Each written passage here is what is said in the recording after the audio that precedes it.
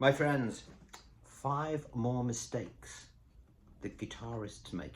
Usually beginners, but quite often seasoned players. Even myself on occasion, we still F up on occasion. Not as often as we used to, but we still do it. Let's have a look at these. Tutorials, where are they? I promised you last week and I haven't done them. I sound like Boris Johnson saying one thing, doing something else. I'll get around to it, I promise you. I've just been a bit mad. I've got a student that should have been here who hasn't turned up because they're stuck in traffic, so I thought I'd do something for you in the meantime, just to say hello, really. Okay, so 5 more mistakes that guitarists make. Let's use D as an example, just to show you the first mistake. Now, D is a 4-string chord, and when you start playing, you get your pleck and you think, well, that's right, and you whack away with the right hand. And you're wondering why it sounds absolute shit. All right? So let's find out why it sounds crap. Okay. You're hitting a bass string, you're hitting the E string. D is a 4-string chord. So the best way to get rid of that horrible noise is to let your thumb, just bring your thumb over the top. So always do this as if you've somewhere to hang your hand. It's a good way of putting it. So your hand's like that. And just let the fleshy bit of your thumb drip down onto the bass string. Okay, you don't have to press it in, just kill the note.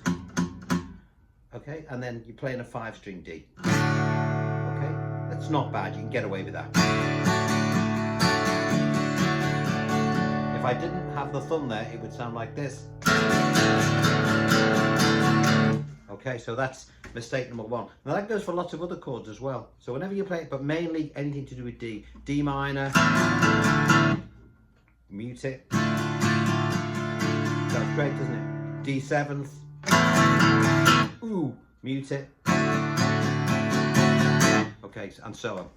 Okay, now the second biggest mistake that players make when they start to play is they tend to do this. They try to see what they're doing, quite understandably, but in doing so, their hand, instead of being like this with the tips of your fingers, as they tilt the guitar towards themselves to see what's going on, their hands flop all over the strings and they wonder why it sounds like this. And the more it happens, the more they look. When really you've got to stand the guitar, 90 degrees to the floor, okay, so it's nice and flush. So you've got the tips of your fingers, which we talked about the other time, last week, and you'll get a nice clean sound. Okay, right, now let's assume when you see players doing this with fingers,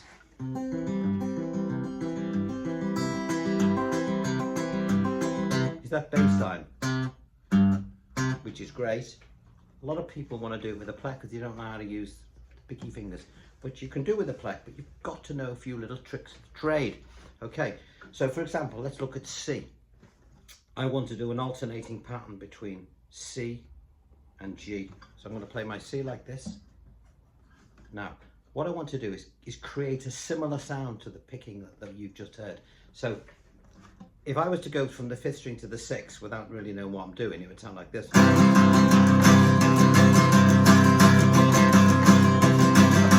I'm actually doing that, but it sounds crap. Why does it sound crap?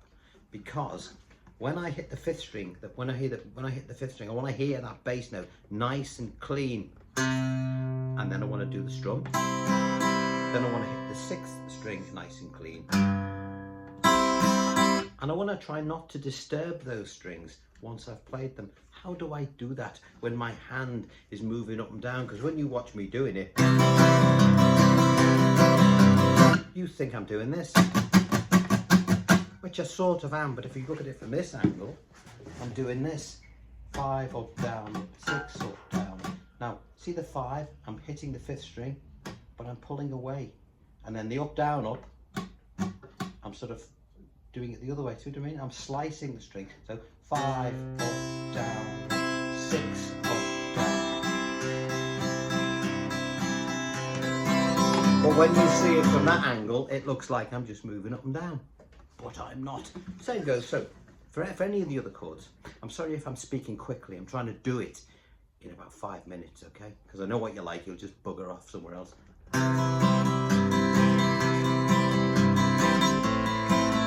minor. If I'm on E minor, I'd start on the 6th. fifth. From on G, I'll go from 6 to 5 again.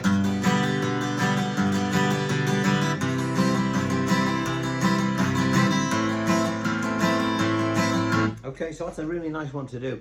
Now, when we abbreviate chords like E and A, for example, you know, if we want to do some like rock and rolly stuff, instead of playing the A like this with 3 fingers, I tend to do it like that. Most people do it like this. But say we want to use these fingers for something else, we take our first finger and hold it across the 4, 3 and the 2. Okay, we don't want to hit the first string. So,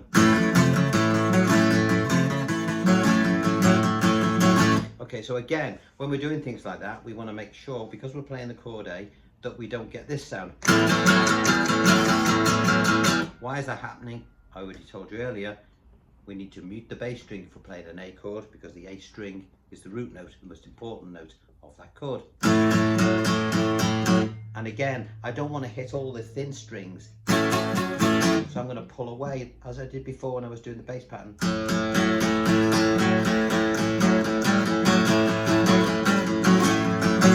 Okay, if I'm playing the chord D, again, similarly, I will mute this string here. No, I don't want to hit the 5th one either, so I'm going to have to be a bit more careful. So what I tend to do is, because I want to emphasize the root note of the chord, whenever I play, I sort of play in a circular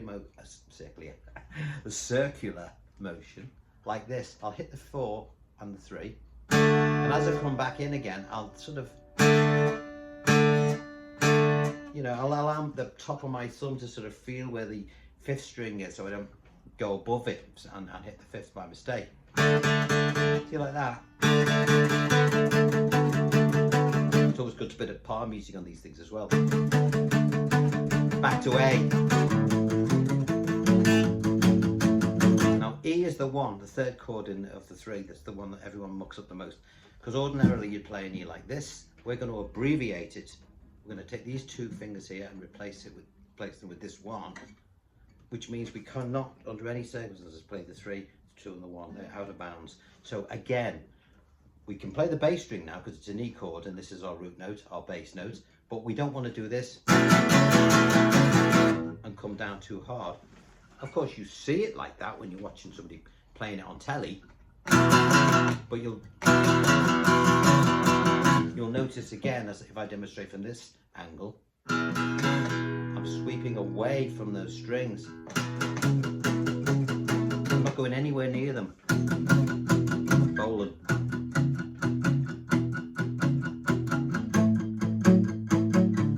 See the way I'm just pulling away.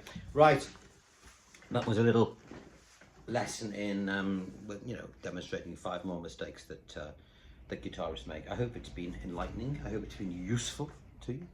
Okay, I'm sorry about the cerise shirt, or pink shirt. I've been gardening, which is why I've got dirty fingernails, I'm ashamed to say. I've scrubbed them, won't come off. So it's the only thing I could find that was clean. But there you go. I was going to say something else then, and I thought better of it, you know, to do with my pink shirt, but I thought, no, I'll only get bollocked for saying it. Right, anyway, I'll leave it there, and I shall look forward to seeing you next week, all right? Try those things, you're going to enjoy them, and it's going to make your playing sound 100 times better. Take care, bye-bye.